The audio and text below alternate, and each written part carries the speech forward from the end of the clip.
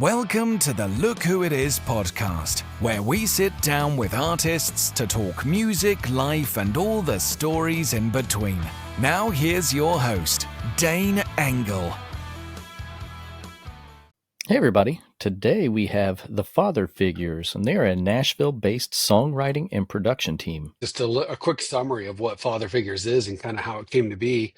Uh, I'm a producer, songwriter, been doing it for a long time in LA and then moved out here to Nashville. Some of my friends knew Jensen and they were like, you got to meet this guy. He's got a great home studio, really cool guy. I think you guys would get along. So I went over to his house and right away we hit it off. And he's like, you got to meet George. George lives in the same neighborhood, about 10 houses down. And right away, we just started making songs that we knew were just really fun and different. They cross genres. A lot of it touches on the country stuff. A lot of it goes into the pop world. We've even dabbled in the Latin pop with a female vocalist here in Nashville. So we kind of do a little bit of everything. And instead of just putting out songs or rather pitching songs to the Nashville publishing scene, we just decided to team up with some great artists in Nashville, do collaborative releases and release them both under the artist and Father Figures as like a dual artist release. So far, I think we got 3 out and then a couple in the pipeline, and we have no intention of stopping anytime soon. But we're just a couple dads that decided we could still be relevant and make great songs. We just kind of lean into our, younger Nashville up and comers to show up on the front of the camera. I wondered how do you reach out to these artists? Do you like look into people and try to find specific people? Do they find you? What's it been? A little bit of both? Yeah, I think it's a bit of both. I think sometimes it's just through relationships, doing the writing thing, maybe someone do like a writing collaboration. It's like, oh, okay, guys, I think this could be someone cool we can work for. Work with the Father Figures, and then some of it has just been through friendship, or reaching out. I know Jensen, you go to a lot of pop shows and stuff like that, like in town, and so a few people there you've met as well. We just have to be bold enough to ask, and Jensen's definitely the icebreaker. He'll go ask anybody anything, and I won't. I love it. It's funny. I think part of the reason I feel comfortable doing that is because of these two guys, and I'll add just a little bit more of the history of us. So George and I met because we lived in the same neighborhood, and he and I were working on stuff for probably like 6 months, or was it over a year? I think it was like over a year. He and I had gotten a bunch of, I played a bunch of beats for him. My background is hip hop and pop, and I played some beats, and we hit it off right away. And he's just a melody machine, and just melodies just came out, and we had a blast. But what we were not able to do really was finish stuff. And so we had all these great ideas. And then that's when we were introduced to Daniel, and we were pitching them. To different artists. And then we were introduced to Daniel, and like he said, we hit it off quickly, and Daniel's a finisher. And it was like that third team member that we needed to really solidify all these great ideas, but then take them to make them great songs. Excuse me. Not that George and I can't do it, but it was just, I think that's the coolest thing about our partnership is that each one of us does something that the other doesn't do. Like we all lift each other up. So the whole team has just, I feel invincible when I go in these rooms. And to that point, that's why I feel like if I go out to an event and I kind of take notes, kind of playing an A&R hat of like, oh, they'd be dope to work with. I just feel like I can get in any room with any artist and feel so confident and comfortable with them because of these two guys. And also, as I've gotten older, I'm confident in my skill set, but it's a whole different ballgame when you have team members that you really trust and also just elevate the sessions. And so that's kind of why I'm confident going out, because I was never, when I did the artist thing, I was never great at self-promotion. I hated like, hey, come to my show. Like I had to sell tickets. So I did the artist thing in LA. It just always kind of went against the grain, but because I got these guys and I know what we bring to the table, that's why I feel really comfortable And what worked really well for us is the first release we had, we got lucky because one of the demos, we hired a demo singer because we were like, hey, I want to hear your voice on it. We just want to hear the song done because we weren't sure what we were going to do with it. And Thomas just ended up being the exact voice for that song. And then unfortunately, the girl who demoed it was not able to put it out. So we got Kylie Trout, who is somebody I knew from California. She jumped on it. And then we went back to Thomas. We're like, hey, I know we just sort of paid you to demo this, but how do you feel about just putting it out? And he was like, oh, dude, I love the song. Let's do it. So we have a philosophy that is like, we don't charge our artist anything. We make the songs, we write with them, we work on it. And then we even give them, partial ownership of stuff. Right. We give them, Yeah. all of their royalties that are equal because we just really believe that the industry is a bit broken and it needs to be changed. And so the best way to do that is through action. And we put our money where our mouth is. We make these songs, we offer these dual releases, and it's working for artists and it's working for us. And we're just having a blast doing it too. Yeah. I can see. Do you think you're intimidating to any of them? Because I mean, you guys all got huge backgrounds. I don't know. I mean, so far we've don't gotten think in the so. room with people that have bigger backgrounds than us. Our good buddy Yeah. now, Mitch Russell, and I mean that dude opened for Garth Brooks for a while, and there's that moment of like figuring out who are you, and then they have to go, who are you? And then with George in the room, within 30 We seconds, just they're love people, friends. man. They're You know what I family. mean? No, They're but it family, just, right? yeah, it's people. Music is about people, right? And connecting with people. We're all, if there's one thing that can put us on the same page, doesn't matter where you're from, what your story has been. When we get in a room with people and we just share stories, it's pretty cool. You know what I mean? And it's life, and we talk music, and then songs come out of there. So it's just about trying to connect with people on a real level. I think that's the environment we want to create And if in they're every room that we're intimidated, in. You know, and if they're intimidated at first, they're not within 10 minutes of being in the room. Like we just yeah, break down those walls. Like I think that's yeah, what we got really good at is just breaking down those walls right away and being like, this is a yeah. great space for you to be in. Just hang out, be one of us, Just and be you. it's worked. Yeah, just be you Yeah, for sure. yeah. It's cool. Because we all know what it's like, right? In those rooms, the egos, they can be intense, man. We've all been in those rooms. So, great question. It's true. It can be intimidating. I think, we just try and make people feel comfortable and connect with them as well on a personal level. Yeah, And I just think, that just breaks down, the walls. So it's pretty cool. for sure. So, at a point do you find somebody to bring in? Do you already have an idea before you bring them in, or do you find somebody first and then start from zero? We've done a few different things. The last session we had with Celeste Kellogg, Daniel asked me to come up with just some loops, some drum loops, just to get things going. And one of them, it was like two different styles. One was like a trap hip hop thing. Another one was kind of like a stomp clap upbeat thing. And the stomp clap upbeat thing ended up being the genesis of the song that day. But there's also, we wrote with, like he said, with Mitch Rossell, and that was just from scratch. So I think it can kind of go any way. I like having we also just obviously do a deep dive on the catalog and listen to what the artist is doing. And sometimes ask them, usually it's day of though. Honestly, I've kind of gotten into that. I used to want to have more knowledge before the session. And then I think again, I like being prepared. I'm absolutely one of those people that likes being prepared. Yeah. But I think going back to what I already said, being redundant, is that with these two guys, I don't feel that I need to be as prepared because we can just off the cuff and, on the fly, get something going. And we've just gotten some really genuine positive feedback with the artists that we've written with, excuse me, and produced for, just that in the room, we're creating a vibe that makes them feel comfortable. We already said it, but it's like the authenticity of their true selves, like as their true selves as an artist. We seem to have kind of an effortless knack of bringing that out of artists. And I don't say that lightly because it's super important. But I think it's just kind of, we come from such different diverse musical backgrounds, like really touching almost every single genre. And we're like, do whatever you want. We don't care. Like, there's no box to be We're put probably the in. only And people that do that. We're the only people that go be whoever you want genre wise. Genre doesn't exist to us. And they're in It's Nashville, fun. they're just not used to that. They're used to being put in a box that says you are like a country artist or you are a country pop artist.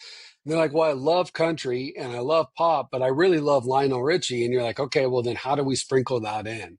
And how do we figure out how to like bring out the parts that you love about other music? And but for us to really do that, there's no other way to go into the room except for starting from scratch, because if we get too far ahead of ourselves, they might not even like the starter. So it's all kind of for Yeah, nothing at yeah, that point.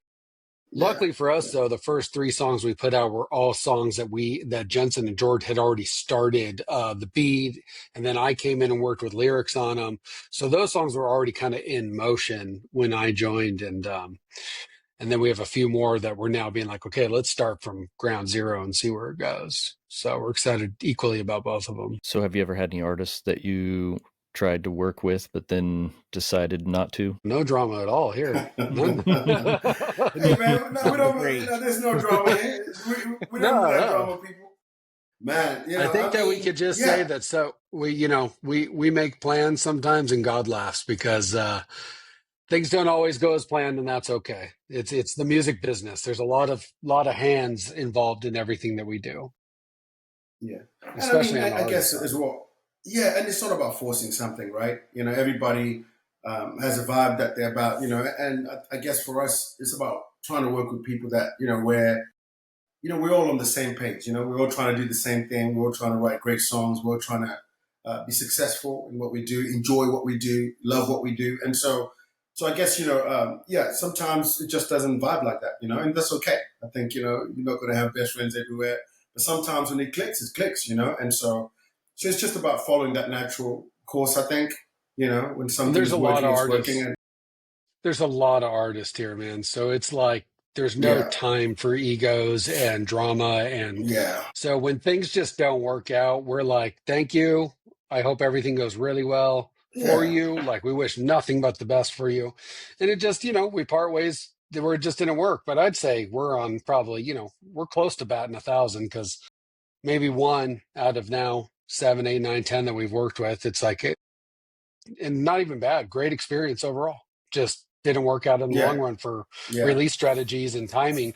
And I guess that's more yeah, what it is. It's never like a yeah. personal thing. It's like a timing Personal, issue. no. Like, are they Yeah, yeah, ready yeah. to like do this thing yet? And they weren't. So it's all good with us. Like, so yeah, I mean, really, I think that we're just trying to remain like as flexible and easygoing as possible. A lot of the genreless stuff, though, I mean, it's kind of what you're pushing towards.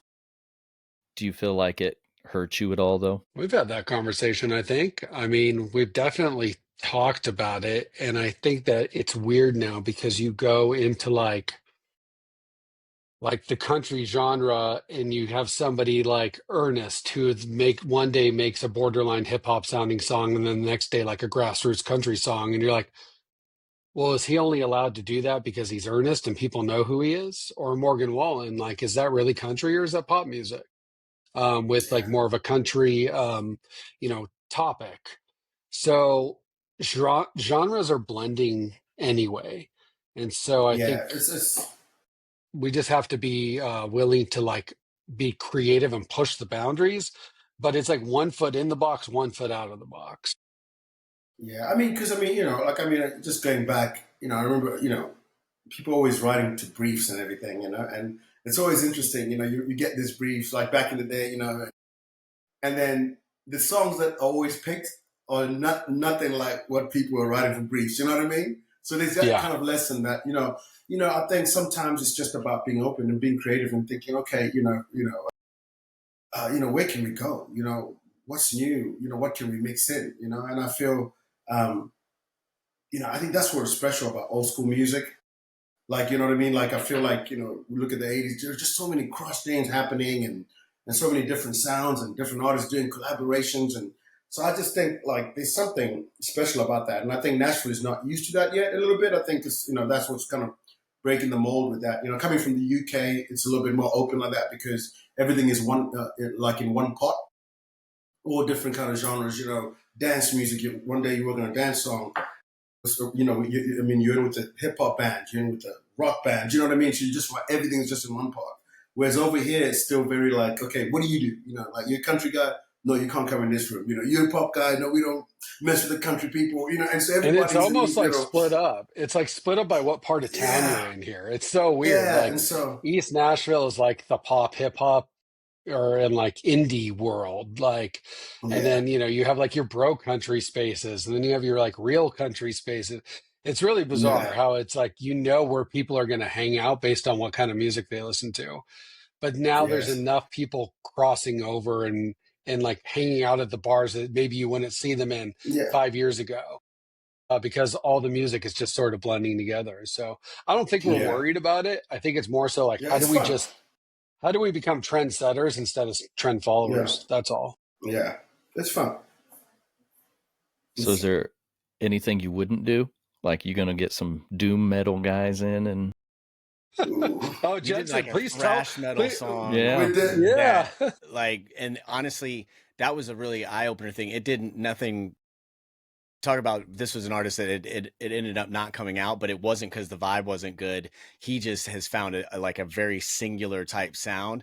But in the room, I've listened. I used to love metal, and I was like, you know what, man, I'm gonna get on the mic because George is usually doing vocals, and this was with our friend Blaine B, he's a sick artist. He's like an indie So good. pop.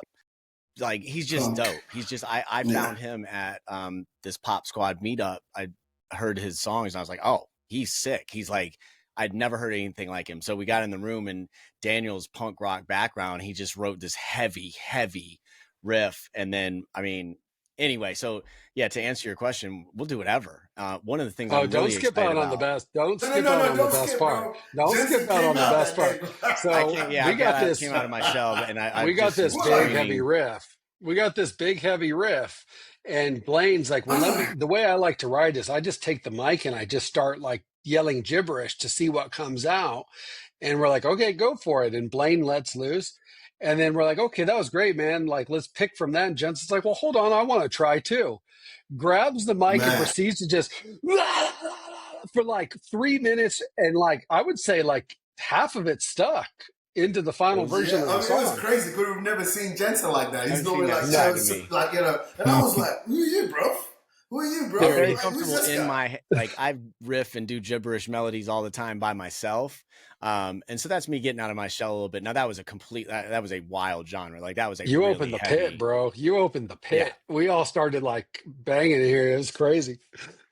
So yeah, the genre things, and we're really excited about potentially like doing a hip hop song. There's a lot of great hip hop artists in Nashville, and Yeah, we got a whole bunch of fun. hip hop beats that we can pitch to them. So yes, the genre thing, I'm not concerned about it. I don't think we are, like Daniel said. I think it's something that can, the other thing about Father Figures is not all these songs are going to be Father Figures releases. So we have 3 releases out, but we also did a song, our buddy Joe Noto, who's just an amazing talent. He's a country guy, but he's also not straight up the middle country. He's a Florida guy.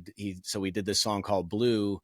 We wrote it with him and produced it for him, but it's not a Father Figures song. So that gives us a lot of flexibility to where our name doesn't have to be on them. We're going to keep releasing songs under Father Figures also to keep that going, but we can write and produce for other artists and not have anything like it would just be in the credits or, not have anything to do with the title or the artist on the track. So, and that to the genre bending, Blue is a big genre bender. It's like this reggae country beach vibe that is just, couldn't ask for a better summer song. So, yeah, when I was an artist, I never really broke through huge or big time or anything, but I do think I was all over the map genre wise too. I did a lot of hip hop, lots of pop.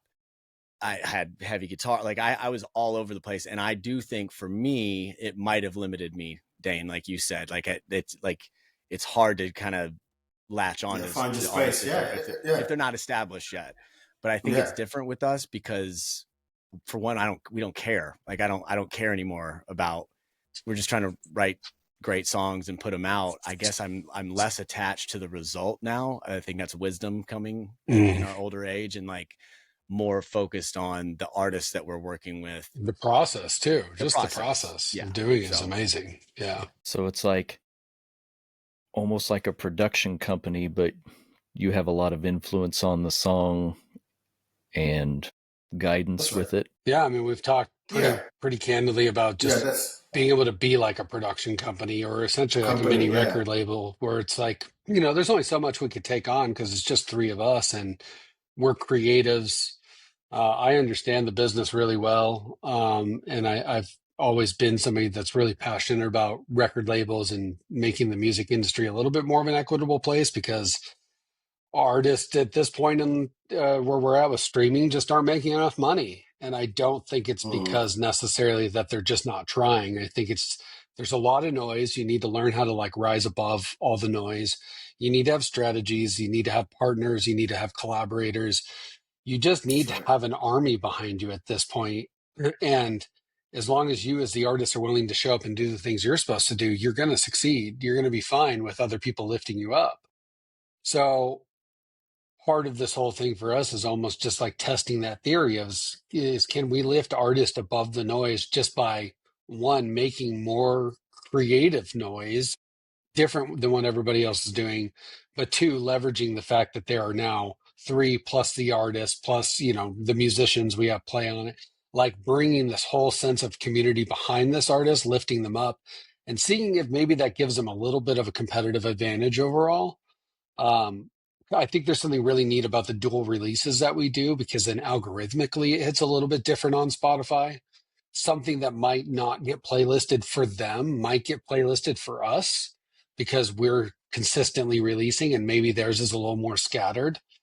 So just sort of leveraging our consistency, our knowledge, our team, our people that we've known for years, just all of our resources with people that we genuinely believe can make it just based on their talent. And then just, seeing if that hard work pays off at some point. And if it doesn't, we're just going to have fun in the meantime. So like saturation is crazy with so many independents now on Spotify and getting found in that. I think a lot of them turn to social media, but now I feel like even the social media is so saturated that it's hard to even get found there. To find an artist today is so hard that if it's not in some pre-made playlist or something on Spotify or shows up on your For You page 800 times. And we just try to think that like, if we pick the right artists and the right people and we give them the right songs, then if the only thing that's missing is money, like marketing money, then that's the piece that we end up figuring out is, okay, well, how much will $10,000 propel this song into enough people's like line of sight that they'll actually be able to latch on to it? And essentially everything that you see on social media where it's being force fed to you, a lot of these artists are independent, but they're either on indie labels or they're maybe on major labels and they are just sort of on the come up. But one way or another, like they're being funded, they're being able to hit way more people. And I think that you can fund something all the way to the point where you have 1 million ears listen to it. But if the song just isn't good, then it's not going to stick. So I think that that's what happens to a lot of these new artists is maybe they do have the means to pay for things, but then they just don't have the chops. Like the songs just aren't good enough or catchy enough or, a lot of artists in this town will produce the first song that they write because they're just excited. But you're like, well, no, go write like 25 more and then tell me if you still like the first one. And so there's just a lot of like busyness. And I think people that don't have the strategy are going to be the ones that just add to the noise and the saturation without adding the value. And so I think that's what we're trying to do is bring some value back into the process, the music, and then being like, give each song enough breathing room to be able to have a real life behind it. Like Fire Burns Out for us is going to be one that we're going to be harping on for a while. It's not going to just be a turn 'em and burn 'em, but we will be releasing other things and then coming back to that, from a marketing standpoint. Because if people don't hear it today, they might hear it 6 to 8 months from now if we just keep being relentless and pushing it. So that's our hope, at least. And I listen to go for the long haul now. That's it. I listen to the Pop Rising playlist on Spotify to kind of keep me up with what the kids are listening to in pop. And there's countless stories of some of these songs that were like just they were released a year ago, 9 months ago, that just this slow burn that they end up like catching not straight away. And it's some of these lesser known artists or artists that aren't on a major pop level yet, but yeah, even and they end up on like hits one on Sirius or like, charting high, but it took a long time. So yes, Dane, it is I mean, you're just an ocean of songs. Like it's just it's it's like the overwhelming. stock exchange, man. Yeah.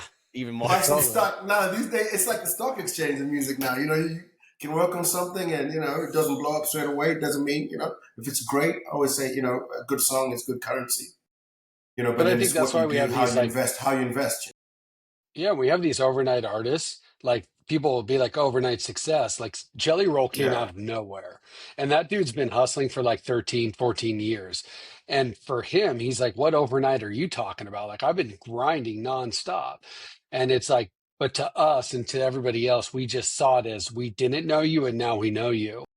And there's No, yeah. obviously like a catalyst behind that. So like whether it could be a sync placement, a popular movie, TV show, an advertisement that picks up that song, and then all of a sudden has the eyes and ears on it to just propel it. And I think that that's going back to what I said, just that strategy. So if you're relentless in the pursuit of like pushing a song you believe in, unlike some of the artists that we've seen in Nashville, they just give up on that song after posting once or twice. I mean, we've literally seen some artists work really hard on songs, and then as soon as they come out, I don't know, maybe like a week or two worth of like hot and heavy posting, and then they just fizzle out and they're like, okay, next song. I'm like, all right, well, like that's not going to do it. You just didn't give it enough time. And before we started this, Dane, you mentioned, I think, something about Fire Burns Out. You could, like, could see it as like end credits in a movie or something. Was that the song you were talking about? Yeah. And Just yeah, I think that's why, and there are going to be songs that we have more belief in than others. I think our bar for quality is very high, and we aren't going to put out anything that we don't believe in and love. But then there's just some songs that when you play it for trusted ears, when I play it for my wife, my kids know the whole song. Like Fire Burns Out is one of those songs, like it just has a hit feel, and it's a matter of getting it heard by the right people. But one of the things that is interesting, sent it to a buddy of mine who had also a trusted ear, and he sent me a video. This was a rough mix of it, of his whole family, his little kids. I coach his son's baseball team, also just jamming out, singing every word of the chorus. So like the family aspect of it, of like kids singing it and adult, like, so when we find those songs, like Daniel said, we're not going to just let this one go. If it hasn't caught in a month, we're not going to be like, oh, well, because I love that you said that, because I have when I did the artist thing back in the day, one of the things I did have success with was some sync placements in film and TV. And I got a good feeling about Fire Burns Out, that something is going to happen. And then that is that catalyst that you don't have to break through the noise by social media. It's just, it's popping up in an ad, or it's in a TV show, and it's just organic. Sort like Shazam. yeah, you got a song. You got a song on like the Minecraft movie. You're gonna be okay. Like people are gonna know your song. Like it kind of gives me that like "Happy" by Pharrell kind of vibe, It's got that pop influence, yeah. And we're all about the positivity. George brings the party to every song, right? Like he's the positive, happy one. You gotta enjoy life, man. You gotta, yeah. No, it's good, man. People, people just want some songs to lift them up as well. Something just enjoyable. But yeah, we just, and that's part of it, right? Just creating with people and making songs that are gonna last, and and people are gonna enjoy and listen to, and so yeah. Love it, man. In for the long haul. It does seem like it's easier to write a sad song anymore than it is to write a happy song, huh? Way easier. Way easier. Yeah. I think that's when you write a happy song, you just feel so cheesy saying some words, and you're like, well, how do you make these cheesy things sound cool? And then you just have to explore it. And, I think Fire Burns Out came pretty easily because we were just having a great time, and it's just the three of us that wrote that, and then Joe came in with a few line revisions when he sang it, and we loved them, so we kept them. So It was a fun But song. Dane, they were trying to, make me sing country. Like, it was funny, man. I had to do the demo originally, and I'm like, it's like fire, fire, fire. I'm like, I can't say fire. I'm like, no, fire, fire, bonfire. I'm like, brother ain't trying to be country, bro. You know what I mean? We got a whole skit series of George's UK-isms where he says things in the studio. It's just content of where we're like, what? What'd you say? Yeah. And it all started because we had George is the singer. Like Jensen and I don't sing like George. George's got a killer voice, but because of the accent, we were like trying to sing these country lines and he just couldn't do it. And so it's just been an ongoing little inside joke that we have to teach the Brit how to sing country music, and it's painful. It's painful, mate. That's what it is. Dane, it's painful. Save me, man. Save me, man. Yeah. Trying to change he loves it. He loves it. It's great. It's great. And you know what?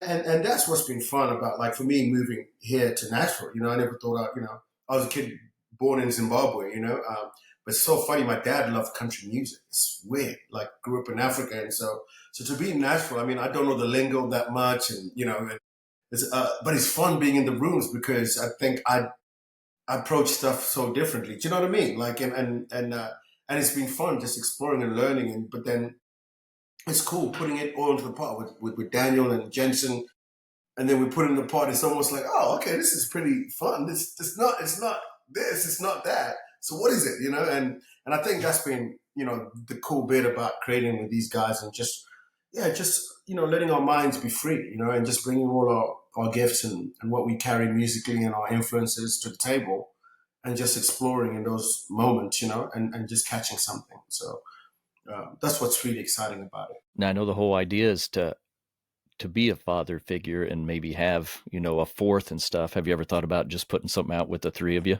Yeah, an instrumental track. It's funny you say that. I don't even know this. I'm like in my mind just figuring out like what could be a Jensen Reed like a father figure's Jensen Reed track. I haven't put out any music as an artist in many, many years. Cool. But I have some ideas that are kind of just swimming in my head, specifically about my kids. Like, and so I would. Hey, this is news to us, Dane. So you're breaking an exclusive right here. Like, thanks, Dane. You're like. I mean, it wouldn't be a priority but I think there's something specifically I would not want anybody else but the two of them to help me figure out how to do this. So anyway, maybe I will say that, and and then George. I mean, of course, George has his own artist career, but I'm not closed off to it if they're open to it. But we're open to everything. With an idea. We're open to everything. I think that would be cool, actually, because I think we all got, these boys say they don't, Jensen raps and he's flipping things, and Daniel, you do stuff as well. You play and sing. Come on, bro, don't lie. I don't sing anything. That's for sure. Come on, bro. But that would be fun though. If we stumble over, on the right thing, I think that could be a cool thing to do. Where we release something. I don't know. Fun. I would never rule it out. I think it's a great idea. And then Dane, who says he doesn't have any musical talent, maybe he can come do a song Dane, too. You can join us, right? Come on, Dane. Come on, bro. Might as well, right? Feature you on the vocal. Yeah. I didn't have kids for nothing, right? Yeah, that's it. Talking about kids, how much do they help you with finding music and coming up with stuff, like, and knowing like what they're listening to? Well, my I think kids are the greatest. 4 and 7. Yeah. But I think kids are the greatest, like, testers. Like, if we play something back and they don't respond, we don't have like a mega hit. We know that. We know it'll never be like a number one because they just have that intuition. And it doesn't have to be. It's weird because when you watch them respond to songs on the radio or on Spotify, you know why they respond to certain ones because they just have this crazy good intuition. And so when we played like Firebirds out, they all lost their minds like they were hearing something that belonged in the Minecraft movie or the Lego movie.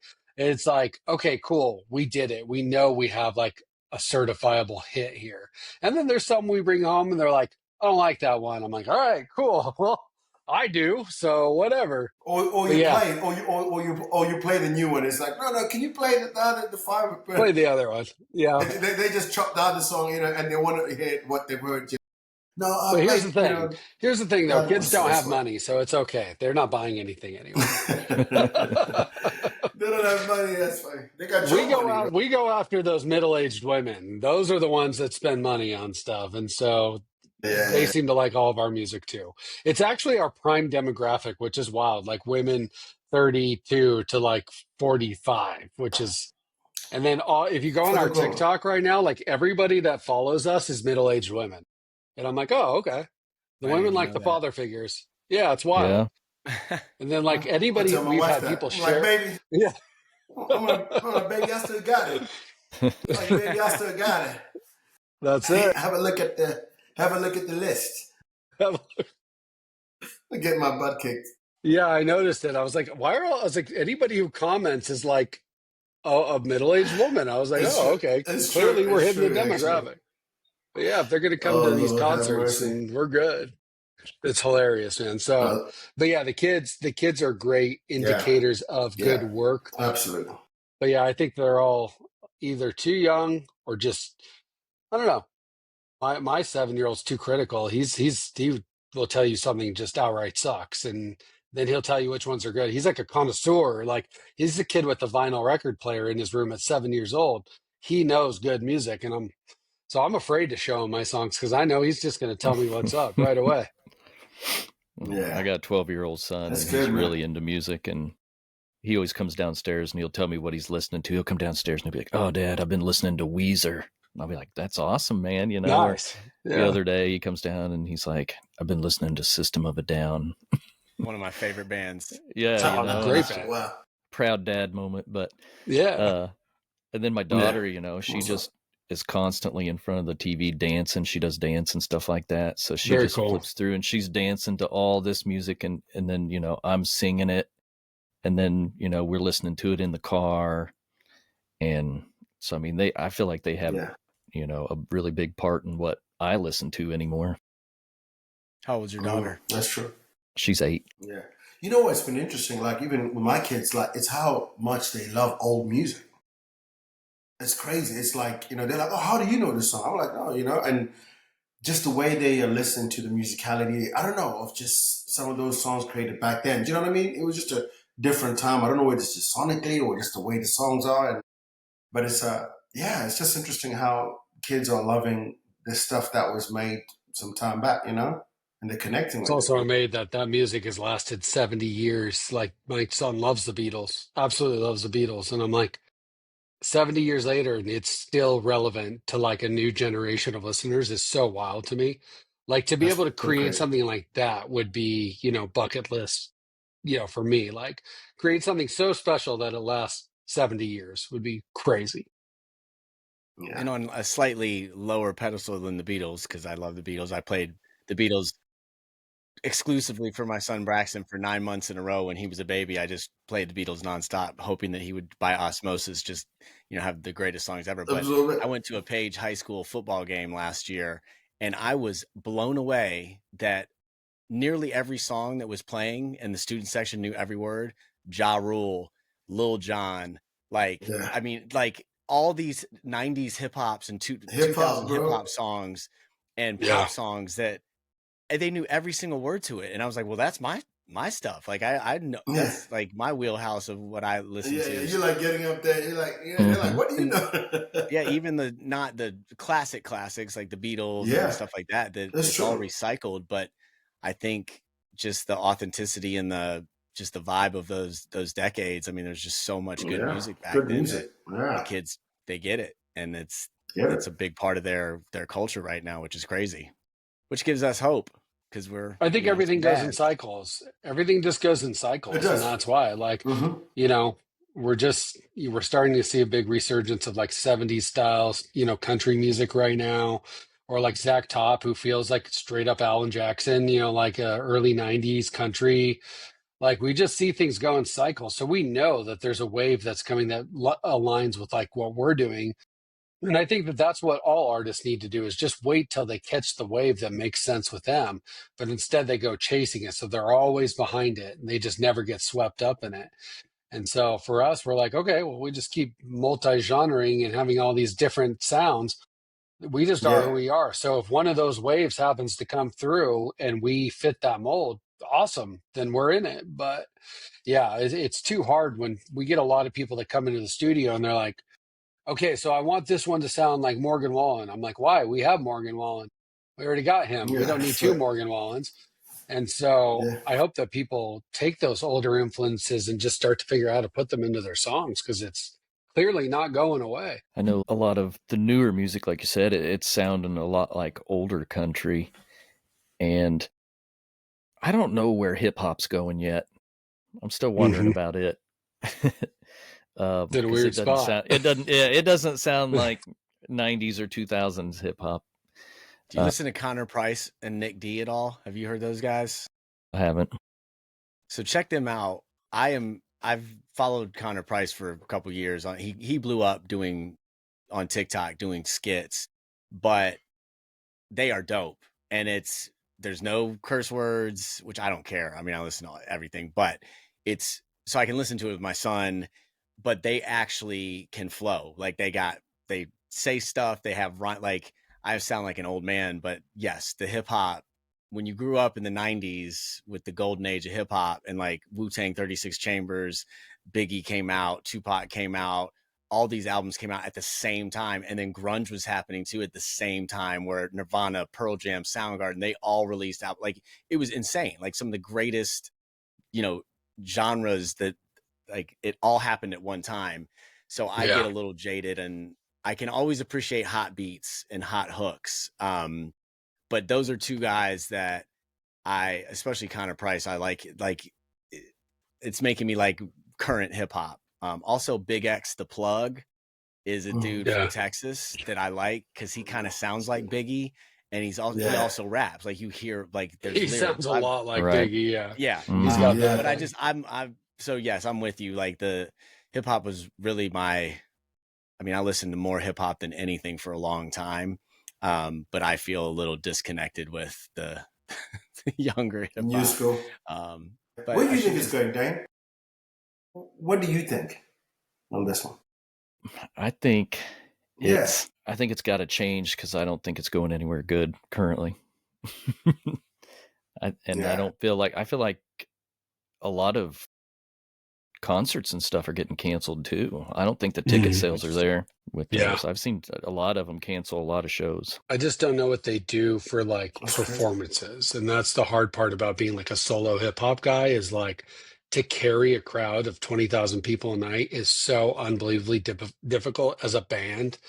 I can't even imagine doing it as like a solo guy who's also really not even using live musicians, but rather, like a DJ, turntables, and then just them. And it's like, it's hard. It's so hard to like conceptualize like a great performance. Like I saw Snoop Dogg, Dr. Dre at Coachella when they did the Tupac hologram, and they did not come out with the turntables. They came out with an entire orchestra, guitars, keys, string section, a full choir, and my jaw hit the floor. And I mean, it's definitely in like my top 5 concerts I've ever been to in my life. And I knew it was going to be good, and I knew I would enjoy it, and I knew a lot of the songs, so that obviously helps when you're a fan of the music. But to see the showmanship is what put it into a whole new level of like, I don't know, I guess just like the value again. We're back to that, which is like, if I show up to your show at $180 a ticket, well, I better see something really amazing. And if I go the next day and I'm not talking about it, or all of my TikTok posts about it look like it's boring, well, people aren't going to buy tickets to the next show. I mean, Chris Brown's playing right now, and that dude's flying around stadiums. Like literally, they're putting him on a string and flying him around like a rag doll. It's the weirdest thing, but hey, if that's what gets him, that's the video I'm seeing. And so clearly people are like, this is exciting to watch. So yeah, he's killing it. But the hip hop music scene in general is like, if country is saturated and pop is saturated, hip hop is like, they are suffocating. There is no Yeah. room left in that tank, and it's because everybody is doing it. Those guys will release like 30 songs a week. I mean, they'll go into a studio overnight and bust out 2 records. And I'm like, I've been producing for a long time, and I would always have the hip hop guys hit me up and be like, "Hey, can I come in at 11?" I'm like, "11's great, man." They're like, 11 p.m. And I'm like, "No, I'm close." Like, I can't do that. And they would just stay from 11 p.m. till 7 o'clock in the morning, but they would come out with a record or two. So that volume of music per artist, plus the amount of artists there are, I think hip hop Noise. solely dominates the amount of upload like the volume is probably 90% hip hop, if not more. I'll listen to Rap Caviar on Yeah, Spotify sometimes and sure. just go through there, and I don't know how it's maybe like the 100 songs or something on there, you know, and there's a few, and a lot of them might be older artists that have come out with new songs and stuff like that, but I can't even keep track of all the new artists. I mean, I'm not saying it might be my age too, but We are not the demo. Right, right. For sure. Or it's like four old dudes. Well, not old. But, you know what I'm saying? Like, You can say it, man. I feel old. I mean, I feel Say like it, bro. Hey, say it, bro. I'm in touch with the Oh, pop world, gosh. but yeah, the hip hop world, I don't even want to, you know, pretend like I That's know right. what's going on in current hip I don't hop. know. But you know what's crazy is the don't know. highest stream song of all time is done by 2 guys. One who everybody knows, and that's Post Malone, and the other guy is Sway Lee, who I couldn't tell you one other title.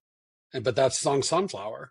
Like, they did that. It went on the Spider-Man soundtrack, and it became the most streamed song. It's like several billion streams. I think it hit almost 10 billion streams.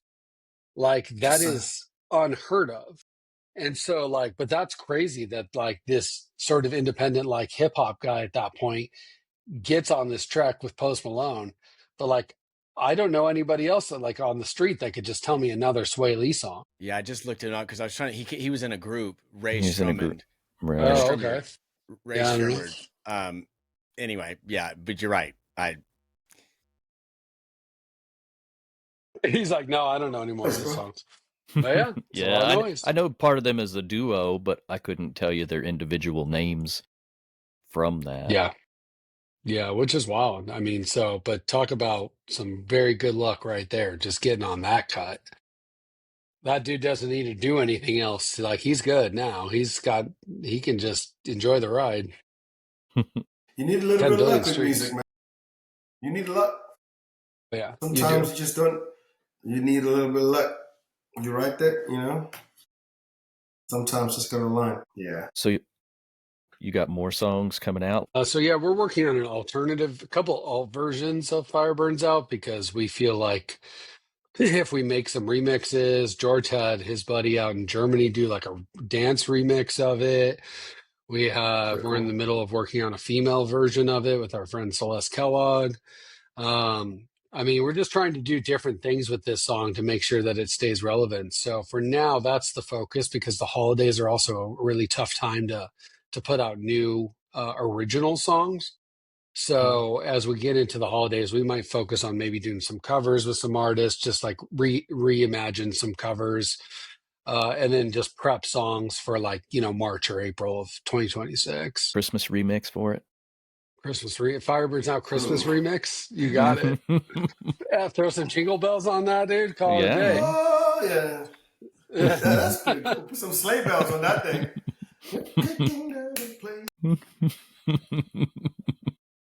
Jingle bells. Dude, that's so funny. You could put like Do it as a mashup with jingle bells. Yeah, that'd be fine, man. Dude, put the fire on it. Come on, bro. You're up to something, Dane. I'm like, challenge accepted. It's happening. Hey, that's pretty cool. That's actually good. If you guys need any useless information or dumb ideas, I'm full of them. Dane's got it. No, you never know. You just happen to stumble upon a couple of guys who are willing to explore every stupid idea that they hear. We're like, let's go, let's do it. Man, I think that's what you got to do, though. Yeah. Yes. I mean, yeah. Got Well, to. like we're just not You afraid of got to. like, okay, what somebody's going to be like, that's dumb. Okay, cool. Yeah. You think it's dumb. We think it's awesome. Who cares? Your opinion versus ours. Yeah. And there's Yeah. three of us. So, well, now One of Dane backs you. everything. He's just That's right. honorary Yeah. father Four figure. of us Yeah. now. There's four of Honoring. us now. We knight you, Dane, the fourth If you member of the love it, father if figure. you love it, if you love it, we did it. If you hate it, call Dane. It was his idea. Yeah. Hey, There you go. I'm used to that too. Yeah. Bro. My wife will agree. That's She'll say, crazy. "Yep, he was wrong." My wife just thinks every song sounds like another song. And I'm like, well, it does. But so if major label artists can get away with it, then I think we can get away with it too. It just lots of great It's melodies have nothing been worse. used. It's nothing worse when when your wife goes, "Oh, isn't that like?" I'm like, "Thanks, You know babe." what that reminds me of? That's You her know what I mean? famous saying. You know what that reminds me of? Yeah, And you know, I'm it like, reminds me of. I'm like, "Thanks a lot." it reminds you of nothing. However, she never said that with Fire Burns Out because it actually is like fresh melodies, like it's the rhythm, the cadence, all of it. It's like kind of new. I couldn't pinpoint it to like an exact, there was nothing it reminded me of, and she didn't say it. Yeah, So, maybe we did something good there. And then sometimes she'll yeah, cry, and you're like, oh, we really did it. She's crying in a good way.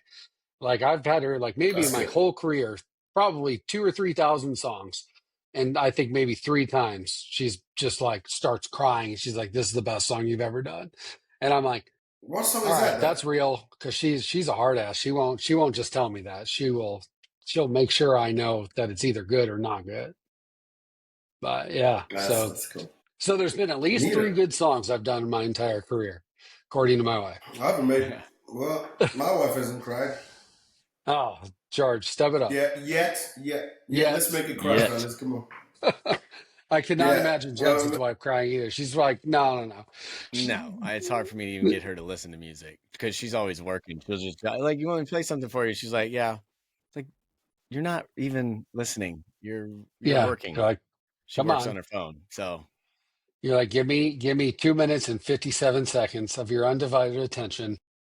yeah, and I'll look back and she's Of no, she's a supporter. She supports, course. but no, she's, she has not cried. She's of liking all your course. stuff, isn't she? She's getting on there, liking all your social media posts, and She's posting.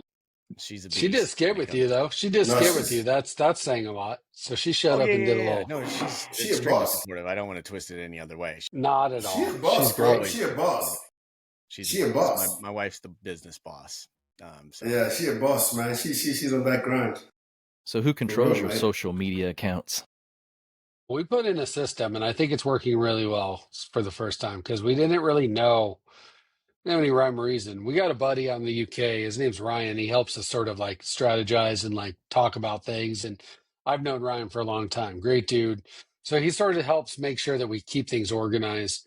But then we just said, hey, we're going to post 6 nights a week because we're going to show all these younger artists that like we can even show up 6 nights a week and post. And so we just each took 2 nights a week, and that's our responsibility, 2 nights a week. And Sundays we don't post, and because they weren't performing well anyway, so it didn't really matter. Sunday was a dead social media day. And so we just have like batches of stuff that's either halfway done or like somewhat edited. We just keep throwing more footage. We did a big filming content day last week at Jensen's house, and what are these artists maybe don't know is like it literally takes like 2 hours to shoot enough content to last you the whole month, like easily. It does not take that long if you don't overthink it. And so we just have a bunch of stuff to pull from. We put in the text, we put in the tags, and it's up, maybe 10 to 15 minutes of each of our time to get it going. And so far it's working. And our goal right now is just be consistent. It's not to reimagine the way social media works. It's just to like show up every night. And Yeah. we've seen it over now 3 weeks where people start to go, oh man, you guys have been hustling. I see you every night. Like they'll come to my house for sessions like, man, Fireburn's out, great song. And I'm like, people are listening. They are getting the content fed to them and they are seeing it frequently. So I know it's working. And so we just have to keep going with it. Stay Yeah, the I think course. consistency's huge. Yeah, I think that's more important than anything else. Just if you say you're going to show up 3 days a week, show up 3 days a week. If you're going to do it 5 days a week, do it 5 days a week.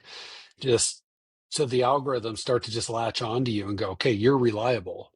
And I know that those like Instagram and TikTok algorithms, they're going to honor reliability because they need creators that are providing content. So do the same thing for 6 months and you're going to see a drastic improvement in your socials and your engagement. And, you just got to play ball. It's just like Spotify. You want to dominate Spotify, upload songs as much as possible, because then Spotify goes, okay, you're a reliable source of music. We're going to start adding you to playlist if it's good, or we're going to start, algorithmically pushing it. And so I've seen it happen. That's why consistency and just being in front of everybody at all times is going to push you way ahead of that, all the noise. Speaking about algorithms, I think it's pretty funny because I'll have a bluegrass artist on, and then I'll get a lot of messages from a lot of bluegrass artists, and they'll be like, hey, I seen all your stuff. And then I'll have a rock artist on, and then I'll get a bunch of messages from rock artists. Hey, I see you have a podcast. And then it feeds it very specifically. And even like the age demographic is my age range of people. So a lot of people that message me, you guys look much younger than the demographic that I usually get, but you can't be much older than us. I'm just teasing. No, you can't be, bro. Well, yeah, but you came across our feed and I was like, oh, this is cool. Like, and then when you said like, you're looking for more people, I'm like, let's do this. I think it's important to like, these like podcast, like showing up. I think that also has a lot to do with like SEO as well. Like we're going to show up now because of being on your podcast. You're going to show up because we're going to be promoting things. And it's just that synergy that makes the world go around. That's right.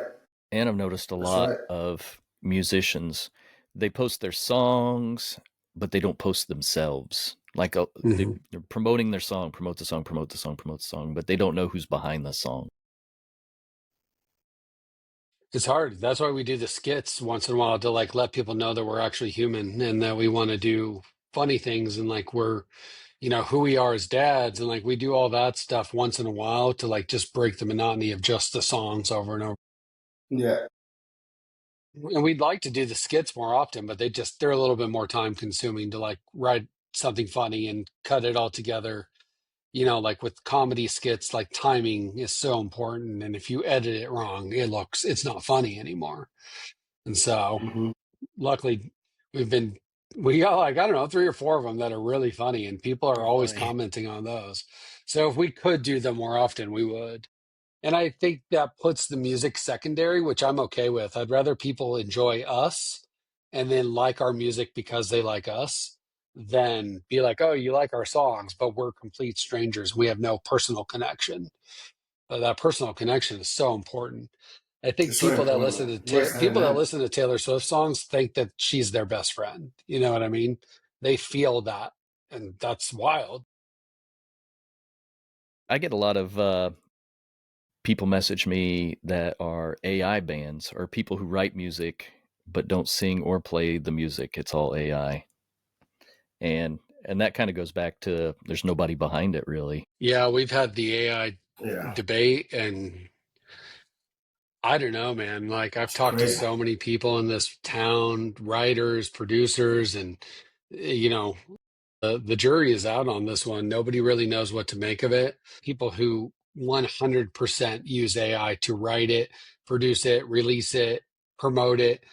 It seems to be that there's a pretty bad stigma around that. I think a lot of pro writers in Nashville are using things like ChatGPT to get like a little bit of an advantage. Not an advantage from like a writing standpoint, but from like an idea standpoint to like get the creative juices flowing in the room. Personally, I think the problem with that is everybody's going to start coming out with the same song because AI is vanilla. It's going to keep feeding people the same titles versions of the same titles. And then finally, it's like, it could be an amazing tool. It could be an absolutely incredible tool for inspiration, to get good ideas, to like hear things come to life when you're not quite sure if they're worth spending the time on yet. But I think at the end of the day, as long as there are people who want to stand on a stage and be singers, there's always going to have to be human music, because if there's no person attached to it, then everybody who wants to aspire to be a pop star or rock star, their dreams will be squashed by, computers that can't perform on stage. Unless, of course, it's Yeah. Tupac hologram, and then we're all Hologram. screwed. Yeah. But I think it's going to have to run its course, though. I feel like it's going to have to run its course. You know what I mean? But I think ultimately, I think people will go back and, that personal connection. I think that's why live shows are amazing, I mean, I saw somewhere where people are taking credit now to go see live shows. It used to be like, you get card credit, but like people are spending so much money on just going to see bands and just, it's become a thing where there's a lot of debt from people buying tickets for shows. It's crazy, So it's just interesting. I think it's going to run its course, but it's interesting as well with our kids don't really know the difference, because you can play something on AI and they just like, oh, that's not, they're not listening. I guess as creative people, we're listening in a different way. It's like, oh, how can you, but so I do feel it's going to maybe take over for a little bit. I mean, I think some more and more people will use it in a weird way, but then I think ultimately people just want that human touch in it, that human connection. I think it'll always be needed. You hope so, at least. I don't know. I think we all hope so because, Georgia and I had this conversation in even more detail, and it was like, there are surgeons that are being threatened with AI robots to do open heart surgery. And it's like, all right, so it's not just Yeah. us, creatives. Like there are actual No. real, very important jobs in this world that are being taken by this. And it's, Gone. at some point it ends up causing a lot more problems than the solutions that it's providing. You know what I mean? So it's like, yeah, it's convenient and it's easy and it's cool and it's new. But then eventually you're going to be like, well, wait, that's great. But now I can't even, there's no room for me anymore as a person to add value to this world because anything I can do, this AI robot. And then at that point, I think that's where 100%. George is saying, like, it's going to run its course and it's going to collapse because essentially, if you can find people to sing and do songs and do open heart surgery and be a lawyer for you, literally, what hope is there for any of us that want to do anything? It's crazy, man. It's crazy. I mean, like, the whole Neuralink thing, and like, I don't know, I was watching this thing about how, they'll be able to communicate. So you'd be even able to hear music, someone's thoughts, Yeah. like without them even saying anything. I'm just saying, it's going to be a crazy way of, I mean, we have this understanding of how we consume music right now, but I think it'll be totally for the next generation, man. Like for these, they just got, I mean, think about how far we've come, like, iPhones and like, you know what I mean? Like how, remember carrying a Walkman around? Do you know what I mean? And it was like, Walkman were awesome. do you know what I'm saying? I mean, they're great, but I'm just saying though, like, and now it's like, no, you just like, Alexa, play, and I don't even, my kids just don't even, so I'm just trying to think like, wow, where's it going to be? Like, people just be Like like, you could oh, order, like you could order food just by in your mind. talking to your device and it comes to your door. I mean, Yeah. it's incredible, but I I did don't read know. that Maybe Taylor that's Swift the old is man in us. Taylor Swift is releasing cassette versions of her album because there's a big demand for tactile, Yeah. and to your point, George, For real. Yeah. it's So like come back. that nostalgic, feel, and so Yeah.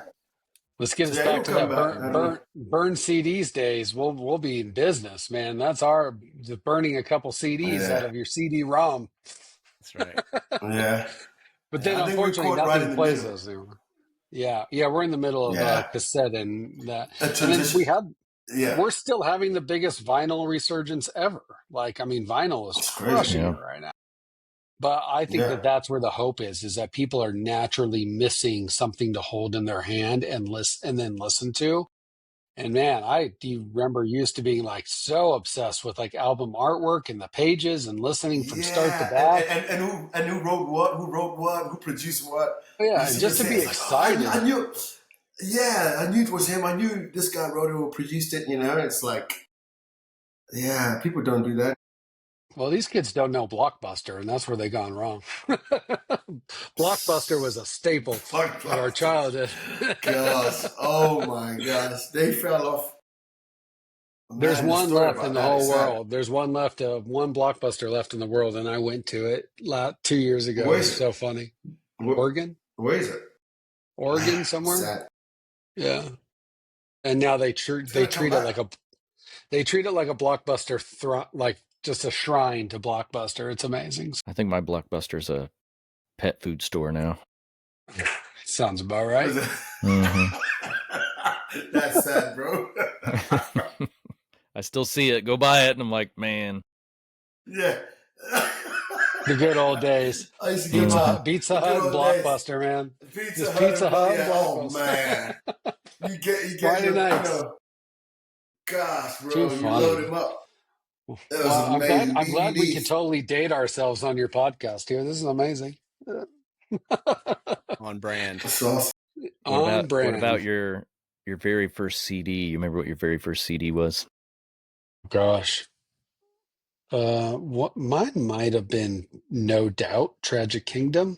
I was born and raised in Anaheim, and so it was like a big deal. So I think as far as like something I actually bought by myself, that was probably one of them.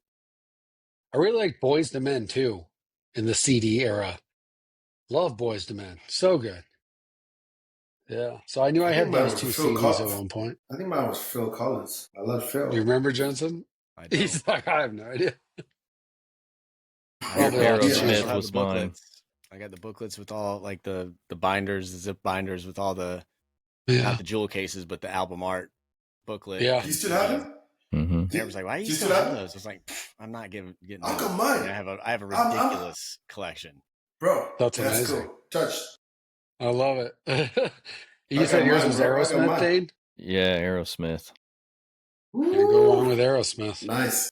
I got it for Christmas, and I got to open one gift early, and I opened the CD before I got the CD player.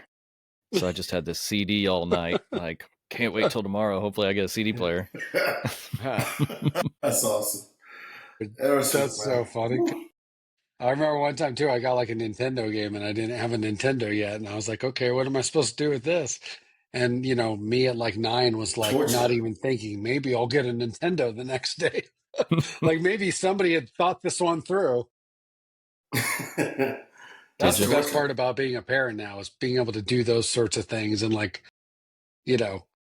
make your kids just light up when you do something real cool like that.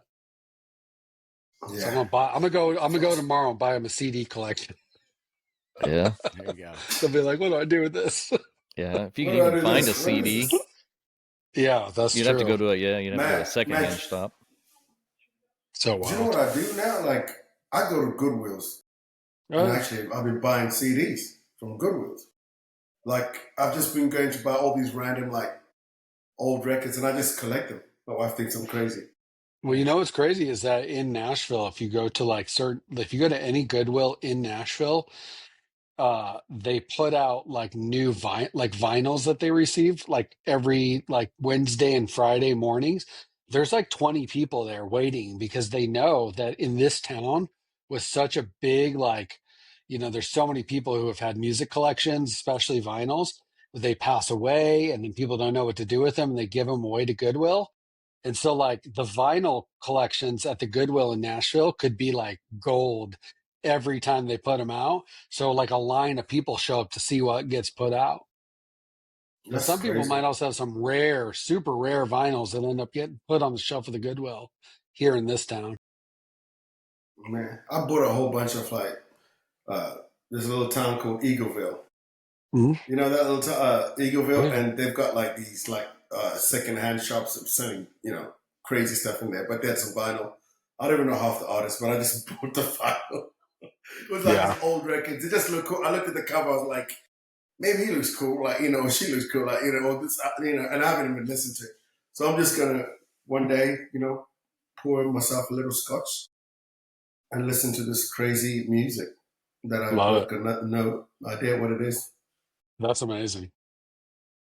Yeah, we have a lot of antique shops around here that sell tons of vinyl, but it's like 50s and 60s. You're lucky if you find anything 70s or newer in there. Yeah. It's awesome. That's crazy. Music, man. Love it. We got the bug, fellas. We got the bug. Got the parasite. I just find it weird that Yeah. I don't listen to music as much as I used to because we're making it all the time. So it's a little bit weird. Like when I'm done with work for the day, I'm like, I'm gonna listen to like a podcast or I'm gonna watch a movie or something. But it's like it's so hard for me to now just like dive back into like just enjoying records, which is a little bit weird about the whole thing. But maybe I'll join you for that scotch Come and on. listen to Do you some know what weird I've been stuff. doing? I listen to a lot of jazz now. It's cool. I I just never put really like, I got don't know what it into it. is. I don't Like, know why. I don't know. I mean, I don't have to think that I'm not judging it. Yeah, I can't, you know, I'm just, cause it's just there. It's doing its own thing. It's like just people that playing. makes It's sense. just music, you know, or That's cool. classical music. I just put on Yeah. like, it's just kind of playing in the background Yeah, because, you're you know, not you going to can't, be you're not going to criticize Mozart. You're no, not you're going to not be going like, to like, you're like, what is he playing? What melody is that? You know, but there's just something about listening to that just in the background, you know, I'm not even really listening to it. I'm just like, but it's just there. It's pretty relaxing. that's I'll do cool, that I man. with guess I like like that. lo-fi inspiring beats. sometimes. Lo-fi beats, Yeah, yeah, that's it. Yeah. that's cool. Or synth wave. I like synth wave. Like if I'm just doing some, data That's entry cool. work and just sitting there, put it in the background. Because if it has words, then I'm going to focus and try to sing along, and I get sidetracked. So Yeah, Yeah, that makes sense. That's cool, man. that makes sense. Right on. That's great. I always ask everybody this. I ask each one of you individually, what is your end goal with music? This is my height of what I wanted. What would that be for you? I'll let you guys go first. That's a tough one. No, and I mean, for me, I mean, I'm a kid who grew up in, like I said, in Zimbabwe, you know, and so just going anywhere, and even like, I mean, I didn't grow up with music, you know, it was so it's such even to be able to do it, it was like taboo in my country, you know what I mean, to actually even think about it as a career and stuff. So in one way, man, like I mean, I think about what I've done. You know, I mean, it's taken me so many places. You know, I've got to travel the world with it. You know, I got to live on, you know, 3 continents. You know, and being everywhere. And so I think there's a lot I feel grateful for already that like I've done. You know, but I mean, I always think about like I'd love to be a part of something that wins like a Grammy. You know, like you know, not necessarily maybe I've written the song, or but just be a part of that team that did something like that. You know, because as a kid, I always dreamt about that. I'm like, so why not? You know, and when I think about what I used to dream, you know, we used to dream about jumping on a plane. You know, I've got 7 brothers. We would never go. We didn't have any money, and my dream was just to jump on a plane and go to America or go to UK and stuff, and done all that. You know, and so and that dream was impossible. So man, yeah, maybe to win something, just be recognized for a piece of this art, you know, that people loved and you know, and just recognized and yeah, and be part of that. So something like that. I still think I want to win a Grammy. I want I to do want to so. win a Grammy too. Let's Yeah, go. I think for me, really a piece of it is finding these two guys because I feel like it's the best music I've ever been a part of, and then having that team in place, then just really trying to focus on the process. And although Grammys are nice or would be nice, just yeah, working with artists, like I get a lot of fulfillment out of working with artists, and so I think through their success, playing a role in somebody's success like that, I think maybe that's similar to what George is talking about, like being a part of the team that helped an artist break or win a Grammy or something like that is a great yeah. goal. But yeah, I've been at it my whole life too, and you know, this is the best music I've ever made, so I'm leaning into that and making sure that I'm grateful for that, for these two guys and what we're doing, and then I think the rest will take care of itself because we've got some good momentum going. I just want to hold a Grammy. I think we need to take it home.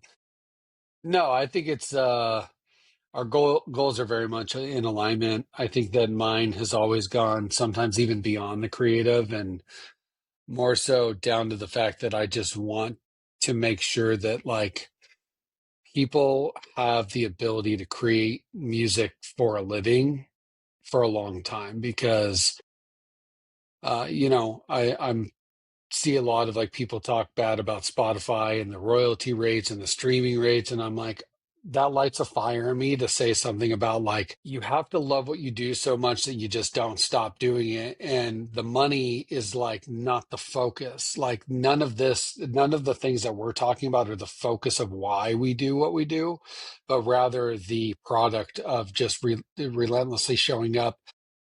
And I'm going to say it's selfish. We are so selfish to show up every day and just keep doing the thing we love while the whole world does really, really difficult things. We show up and play instruments and sing songs and have fun and joke around and film content. And we get to do that because we just happen to be really, really exceptional at what we do. But more so, I think we keep being allowed to do it because we care so much about people. We care that we are not the only ones that hold the Grammy, but at the end of the day, there will be a bunch of people that we've helped hold their own. It goes so much bigger and farther beyond what we want to do. And so for me, it's like, Jimmy Iovine is like my hero, like this, like you founded Interscope Records and responsible for some of the greatest records we've ever heard. But the goal is like, you don't cultivate a business, you cultivate a community, and then a business becomes part of that. And then it grows beyond something you can even comprehend. And it's bigger than even one person. And even if you can pinpoint that down to one person being responsible for the, lighting the match, it still took, I mean, whole lot of gasoline to keep it burning. And so for me, I just want to see, I want to light the match and just see what happens with the rest of it. That's great, man. Nice. That's good.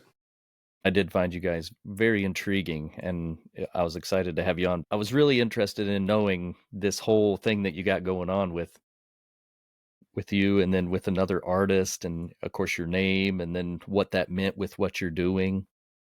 So I think you're doing the right thing. I think people are going to be interested, and I think you'll be getting out there with that. Yeah, man. Let us know when this all goes out. We're going to be sharing this podcast and letting people know about you as well. Because like I said, that's synergy, man. Yeah. That's what does it. So if you even want to take it and make your own edits and whatnot and send out. Definitely. Just send me $1 a post. That's all I ask. A cup of coffee a day. You bet, man. Cup of coffee a day. We're all about it. And yeah, whenever you're in town and you got some free time, hit us up, man. Yeah. We're always down for a hang. Always down for coffee. Yeah, come to. All right. Come to. Yeah. Heck yeah. I'll stop by, drop off my kids, and me and the wife will go out.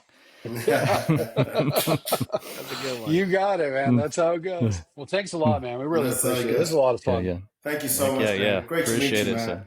Appreciate it. It's a little bit different out here. No color, no $10